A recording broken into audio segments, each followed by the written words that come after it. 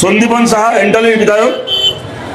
Sandipan Saha Javed খানরা surrender করে দিয়েছে, শুভেন্দুকে বলে দিয়েছে যে আমরা তৃণমূলের প্রতীক নিয়ে বিধানসভায় বসে থাকবো, আপনারা দেখছেন খবরে, কিন্তু আমরা লড়বো না, আমরা আপনাকে বিরক্ত করবো না, আপনি আমাদেরকে যা বলবেন আমরা সেই মতো চলবো, আমরা আপনার পোষা বিরোধী হব।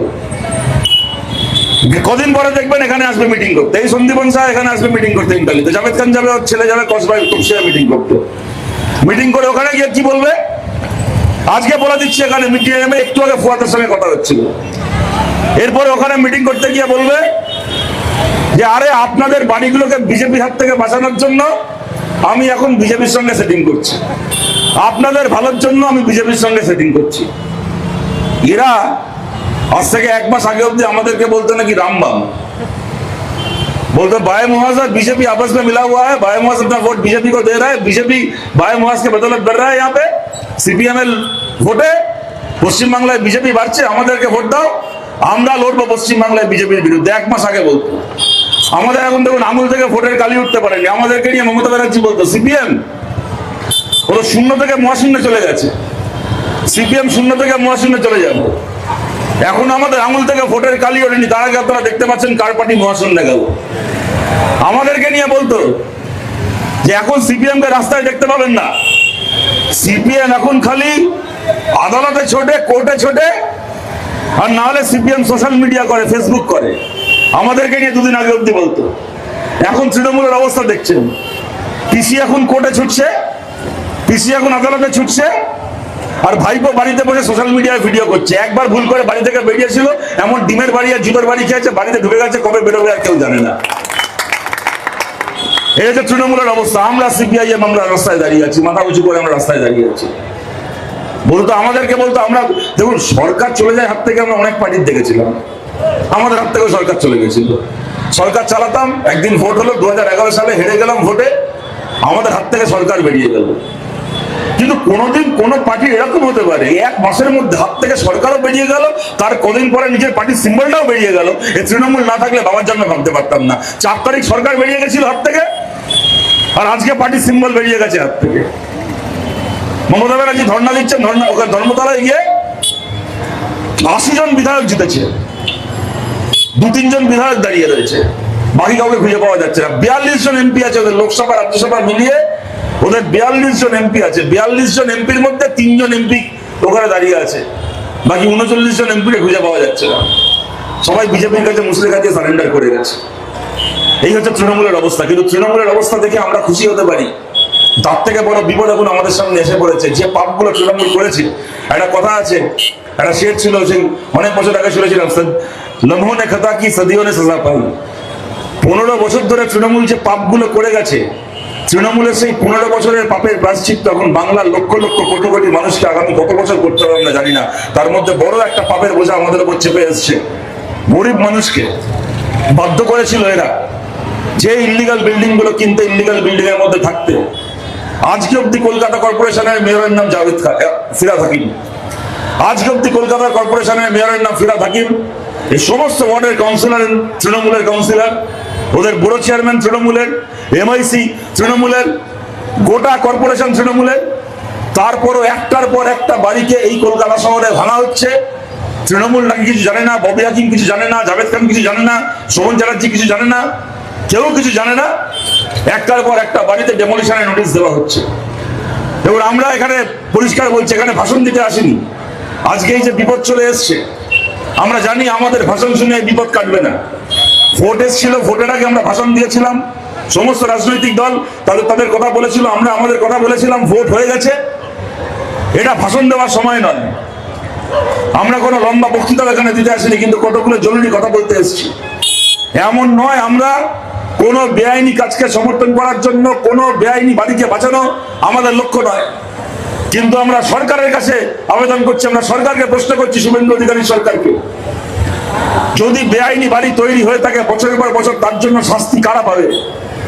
যে ইললিগাল তৃণমূল কংগ্রেসের যে এমএলএ কাউন্সিলর গুলো ইললিগাল বাড়ি বানালো, সেখান থেকে পয়সা খেলো, যে প্রমোটার গুলো ইললিগাল বাড়ি বানিয়ে তৃণমূলকে আর লোকাল থানাকে টাকা দিয়ে লোককে সেই বাড়িগুলোতে ঢোকালো, আজকে শাস্তি তারা পাবে।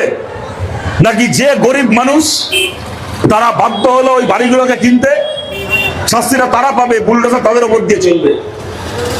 আজকে আমার থেকে ভালো আপনারা জানেন, আজকে আমার বাড়ির কাছে তপসিয়া, গত 15 বছর ধরে 20 বছর ধরে তপসিয়ার যা চেহারা, কোন মানুষ যদি চান ওখানে লিগাল বাড়ি কিনতে, তার চাইলেও তার লিগাল বাড়ি কেনার উপায় নেই। একটা লিগাল বাড়ি জাভেদ খানরা তৈরি হতে দেয়নি ওখানে।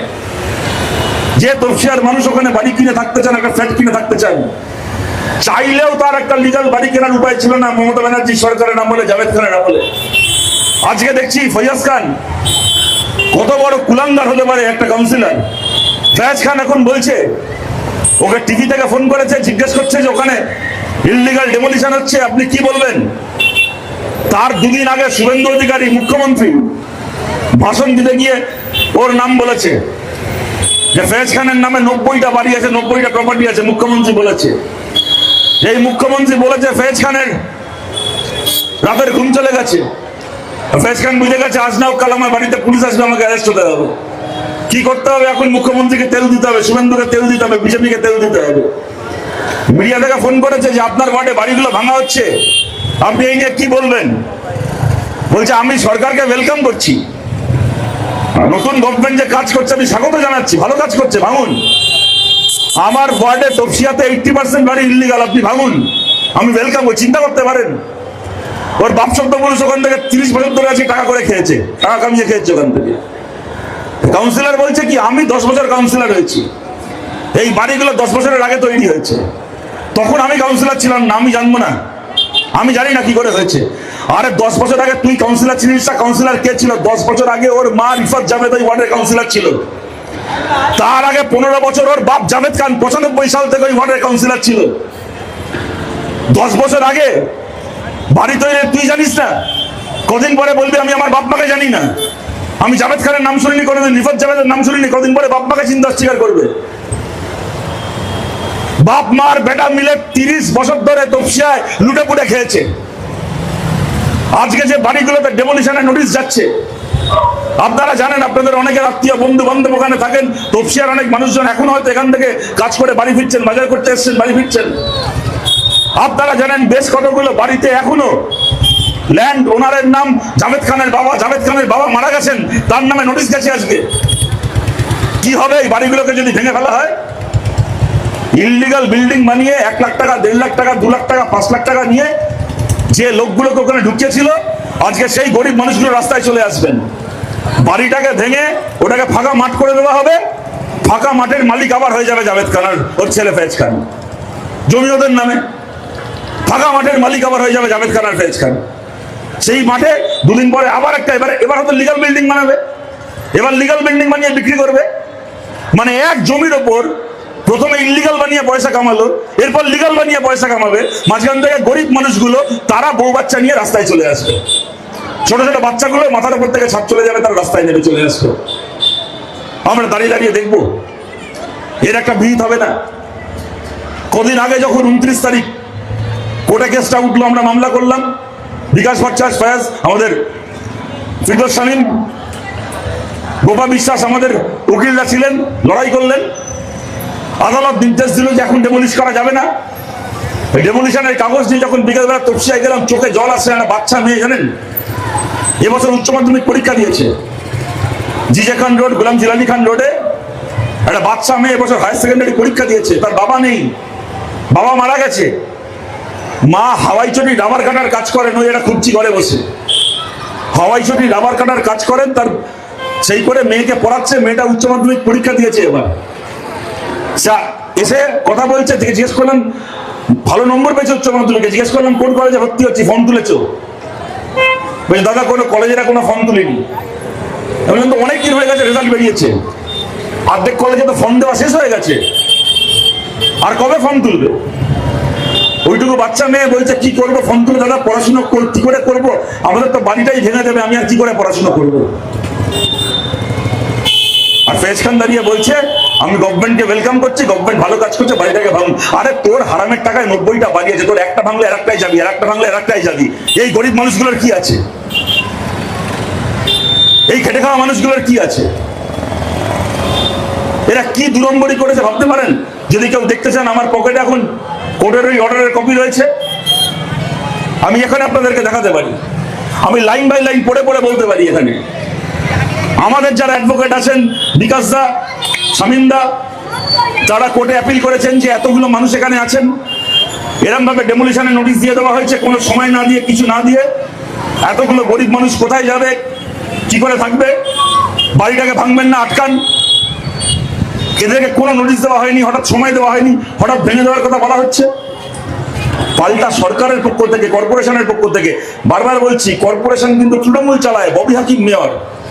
তৃণমূলের কর্পোরেশন থেকে উত্তরে অ্যাডভোকেট কি বলেছে জানেন? ওখানে কথাটা টেকনিক্যালি ভুল না, বলছে কি, সব লেখা আছে অর্ডারের কপিতে, আমি এক্ষুনি দেখাতে পারি। আপনাদের শেষ হয়ে যাওয়ার পর একজন দুজনের ফোন নাম্বার দেবেন, আমি অর্ডারের কপি আপনাদেরকে পাঠিয়ে দেবো, ভালো করে পড়বেন কি লিখেছে।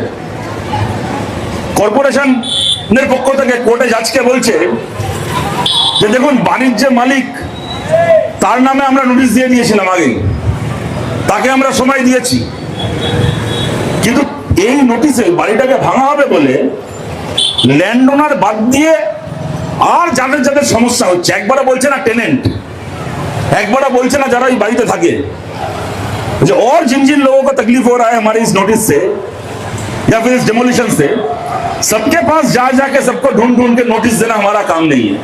अब देखिए, ये सुन के बुरा लग रहा है, लेकिन अगर आप सोचिएगा तो ये बात गलत भी नहीं है। তার কারণটা হচ্ছে, বাড়িটার জমির মালিক যে, সেটা খাতায় কলমে লেখা আছে, আইন কাগজ চেনে, আইন আমার আপনার মুখ চেনে না, আইন ডকুমেন্ট চেনে, কাগজ চেনে। যে বাড়ির মালিক, যে ল্যান্ডের মালিক, তার নামে কাগজ আছে, সেই কাগজ দেখে কর্পোরেশন নোটিশ দিচ্ছে। কিন্তু যারা ওখানে বাস করছেন একদিন ধরে, যারা টেনেন্ট, যারা ওখানে বসবাস করছেন, তাদের নামে কোনো ডকুমেন্ট একদিনে করে দেয়নি। একটা করে লোকের থেকে টাকা নিয়েছে, তাদেরকে একটা ঘরে ঢুকিয়ে দিয়েছে, টাকা রসিদ পর্যন্ত দেয়নি কাউকে। কি করে দেবে? চোরাই মালের তো রসিদ হয় না।